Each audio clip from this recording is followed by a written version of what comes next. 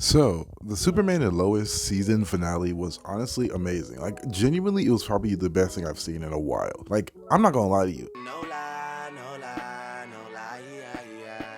Like I said in my previous review, I have really come to terms with how I feel about this show. And on top of that, I finally know why I like it so much. It's finally gotten on track in a different way now. And not only that, I was freaking right about Zod. I told you, shitheads. I told you. I freaking told you. I was like, yeah, that's definitely Zod. I put it in the thumbnail that it was Zod. And I feel vindicated. I was right about the General Lane stuff, obviously, because everything nowadays in modern entertainment is so visual when it comes to, especially storytelling. Animation storytelling is a visual media. So that's why it's pretty predictable when it comes to like being able to tell certain plot beats apart and being able to tell where certain ones will go, especially when it comes to the idea of race, which is why race swapping in this situation is more or less unnecessary, because it's easier to see who someone is based on the type of race swaps that they do for certain characters, right? And when it comes to the whole General Lane thing, it was really only one way to go. I mean, they're both Korean based, they both look Korean, and of course one would argue, oh, that's just kind of internalized racism, when that's not the case at all. No, when it comes to this type of storytelling, it's pretty obvious when that's the only other thing that they have been alluding to. And again, the race swap is a very significant factor when it comes to this, being able to tell them apart, obviously.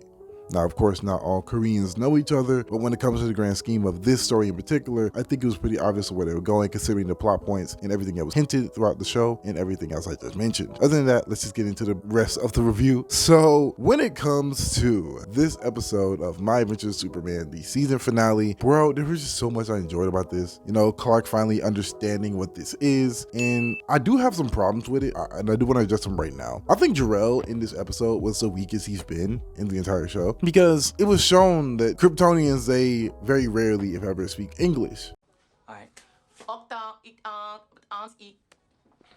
Of course, with the exception of someone who will be named at the very end of this video. I'm just saying, crazy. But I just personally think it's weird that when Clark is obviously distressed, when Kal-El is distressed when he is talking to Jor-El in this version of the Fortress of Solitude, Jor-El is speaking only in Kryptonian.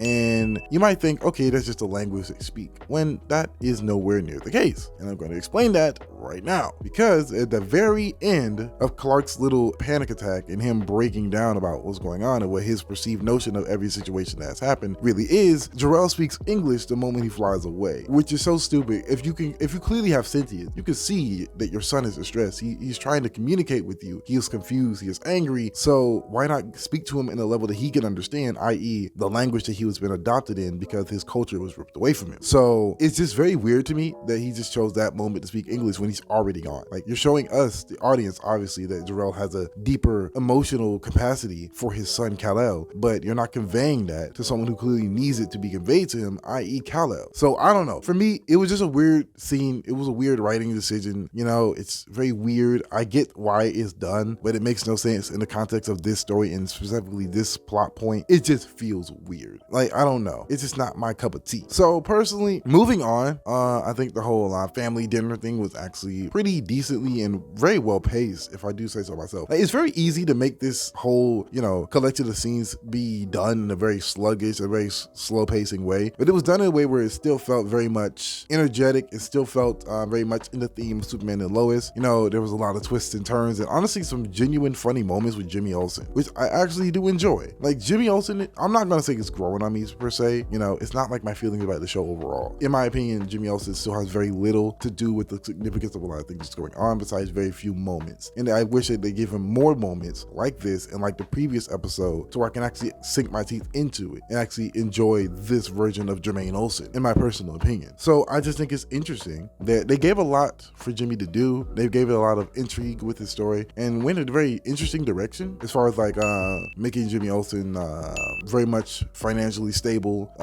So yeah, he's top 1% now because of his success of his Flamebird streaming career, which I think is a very interesting way to echo real life and culture and now how technology can impact a lot of people's careers and overall financial status, and it's done in a very interesting way in a Superman media. I think that's very cool. I think it's fine. I think it's a very nice way of implementing real world and the progression of technology in comic book movies and media. I think it's fine, actually. Other than that, for that, I think that's all we with Jimmy, to get into the Lois and Clark thing, I honestly enjoyed the Lois and Clark part the most about the show. Obviously, like that's literally the main part of the show, in my opinion, is their romance, their budding romance, and everything else involved. You can see how much Lois cares. You can see the conviction on what she says and her willingness to go above and beyond to protect Clark and Superman. And especially towards the end where she's confronting her father, there's no way he doesn't know, by the way, that those two are the same. Like, he pretty much picked up on that immediately, which I think is very cool, you know? And you hear Lois basically pleading to her father to understand that this man just wants to do nothing but good. And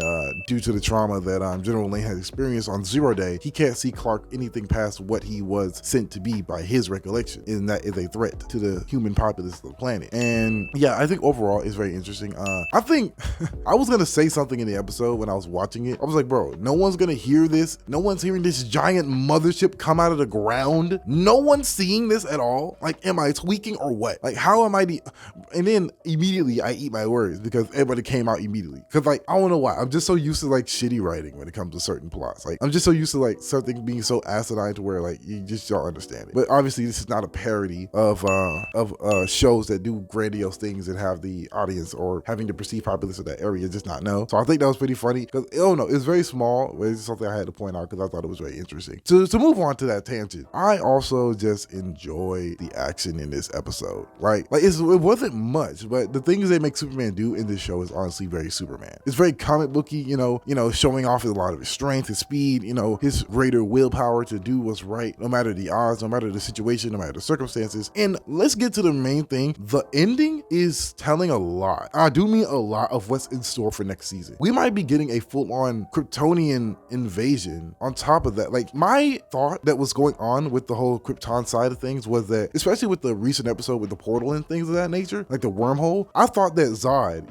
the character we saw, I thought that he was watching his planet explode. I think I even said that in the review. Like, when he turned away and there was a bright red light, I thought that he was watching his planet blow up. But apparently Krypton looks like it's still there and still, well, thriving, kinda, aside the Kryptonian civil war that's most likely going on, which is interesting if that is the case, bro. My freaking guesses have been spot on. I'm not gonna question myself at this point. Bro, there is a Kryptonian war going on? I do love when I see Kryptonians still around. Like, I don't like this whole, thing, especially when they call him the last son of Krypton, when in the comic books there's like several other Kryptonians. On top of that, Kandor exists, so is you really the last son of Krypton, my G? Like, I don't know. It's just weird, and I'm glad that they're not even gonna bother with that. Like, they're just getting straight to it. Like, Zod still exists, a lot of his soldiers still exist. A literal war is going on. Like, and I can't even say that, oh, it's probably just a different planet they're subjugating. That is still the same exact spot, the same exact signal. So maybe the portal messes with time and space at the same time. But yeah, it's pretty cool, man. Like, and obviously, my boy Zod. I don't know if, like,